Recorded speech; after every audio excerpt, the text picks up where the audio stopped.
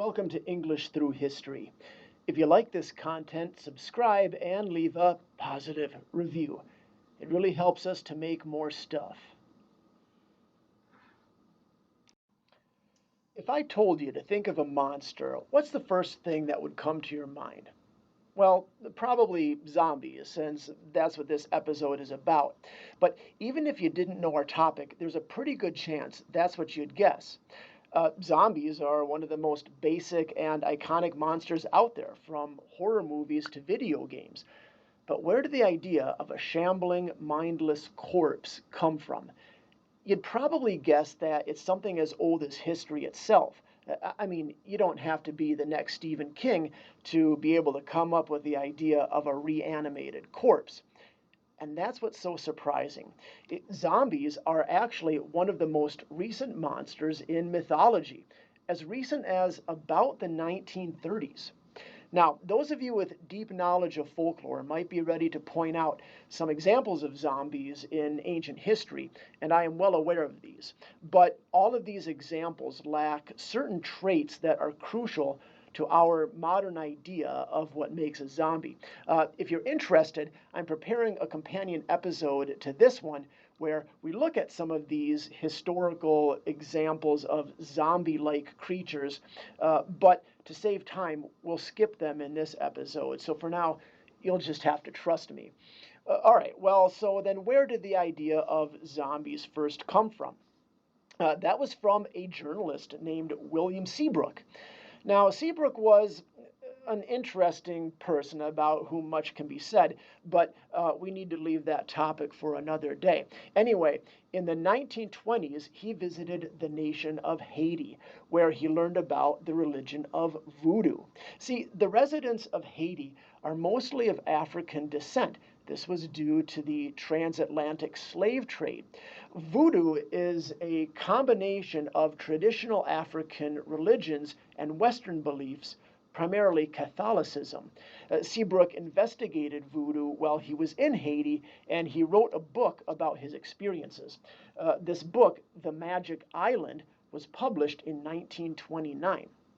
Now, although The Magic Island talks about many different aspects of voodoo, there is one chapter that particularly interested people. This chapter is called Dead Men Working in the Cane Fields, and in it, Seabrook recalls a discussion with a friend about what the Haitians called a zombie, a person who has been brought back from the dead to serve as a slave. Now, this friend mentions that zombies must only be fed with unseasoned food, plantain bananas specifically, and that if zombies taste salt, they will realize they're dead and go back to being just regular dead bodies. Although bananas, it doesn't sound quite as scary as brains. Anyway, in the book, Seabrook's friend takes him to see an area where some zombies are supposedly working. And while Seabrook does see these zombies, he isn't totally convinced that they are really reanimated dead people, but suggests they might be either mentally handicapped or the victims of kidnapping and subsequent drugging.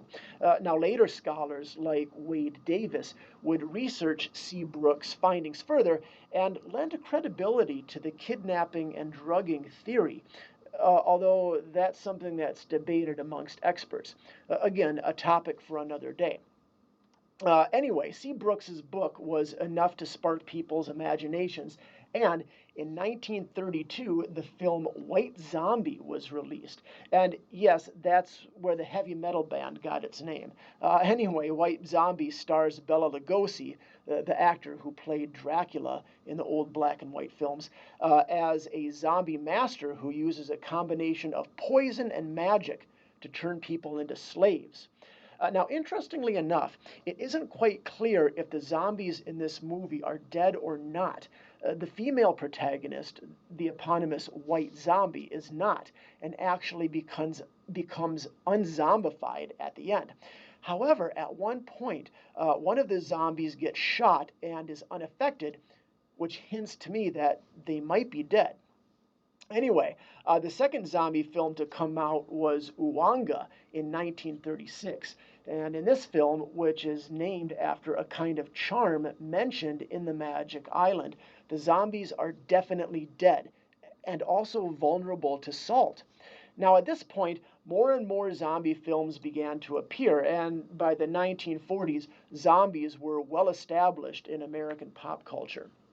However, there was some inconsistency with just how exactly a zombie looked and acted. Most of them weren't necessarily the savage, rotting corpses that we picture today, and that was partly due to censorship and special effects limitations.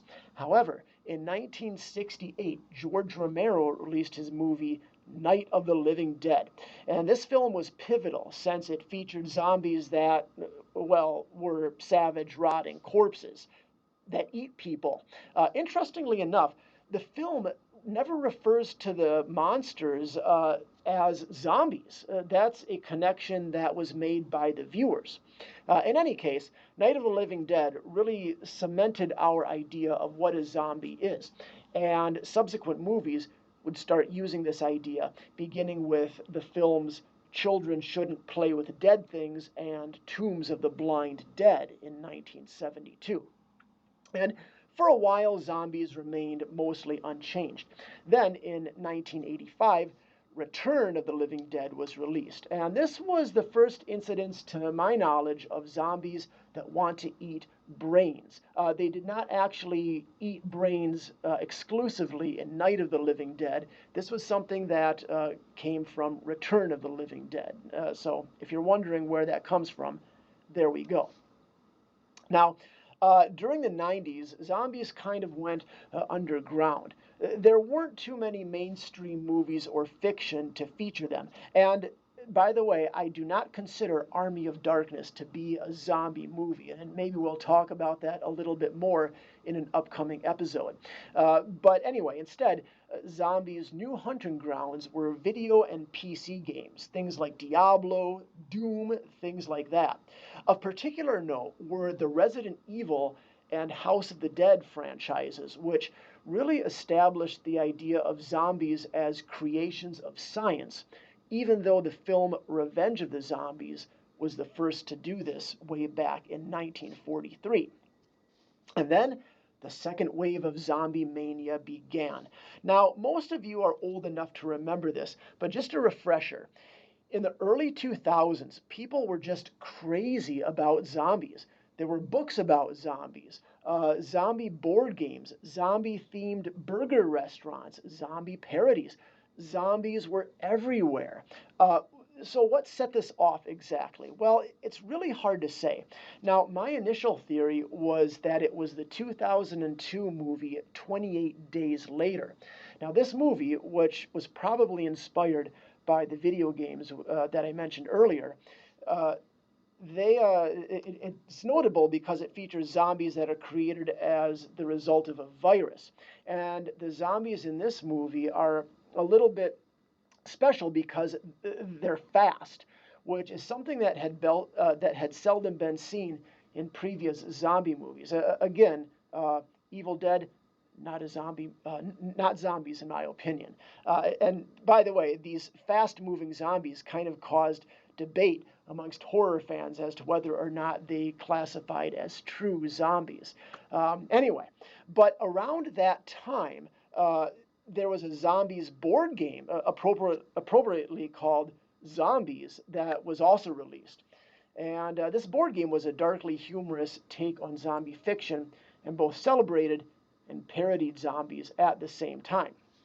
Now, I don't think the Zombies board game was quite popular enough to kick off this zombie wave by itself, but in 2003, Max Brooks published his book, The Zombie Survival Guide: Complete Protection from the Living Dead. This book was written as an actual tongue-in-cheek survival guide that was supposedly written to educate the reader about zombies. Everything from how people can prevent becoming zombies to the best weapons to use against zombies. Now, the Zombie Survival Guide was notable because it dealt with zombie fiction in a metacontextual way. In other words, it took all the cliches, conventions, and tropes about zombies that had built up over the decades and presented them in a method in which we, as a society, could look at and say, oh, yeah, that's how zombies are. Now, that same year, the comic version of The Walking Dead hit publication. And the next year, the zombie parody movie Shaun of the Dead was released. And again, it deserves pointing out that zombie fiction had become so much of a part of world culture that it was beginning to be parodied at this point. Now, 2004 also saw the remake of George Romero's Dawn of the Dead, and Romero himself released Land of the Dead in 2005. And at this point, it was just one big whirlwind of zombie movies. And so now, zombies had returned to life once again. There was an absolute horde of zombie media that began to get turned out. And it eventually reached its apex in 2010 when the AMC network adapted the Walking Dead comic into a TV series. So, what exactly was the spark that set off this sudden public interest in zombies? Was it the Resident Evil games? Was it 28 Days Later? Was it the Zombie Survival Guide? Was it just a coincidence that all of these things appeared around the same time? I don't really know, but that's how it was. I think that maybe our desire for something new, combined with the intellectual stagnation of the 21st century, kind of caused us to look to the past for inspiration. And zombies, being a tried and true staple of past media, was an obvious choice. But that's just my theory. In any case, now we're starting to see zombies slowly go back to rest. But that's not to say they're dead. Though zombie fever has started to lessen, there are still plenty of pieces of zombie media wandering around, like the 2022 Korean Netflix series All of Us Are Dead, or Chigum Uri Hakyon in Korean. So, can we expect a third wave of zombies in the future? Well, only time will tell. Anyway, that's all for now. Thanks for watching. And hey, if you like zombies, if you want to read stories about zombies but aren't confident with your English reading ability, check out my book, Might of the Gods, available now on your favorite online bookseller. Anyway, thanks for watching, and remember everyone, salt kills zombies.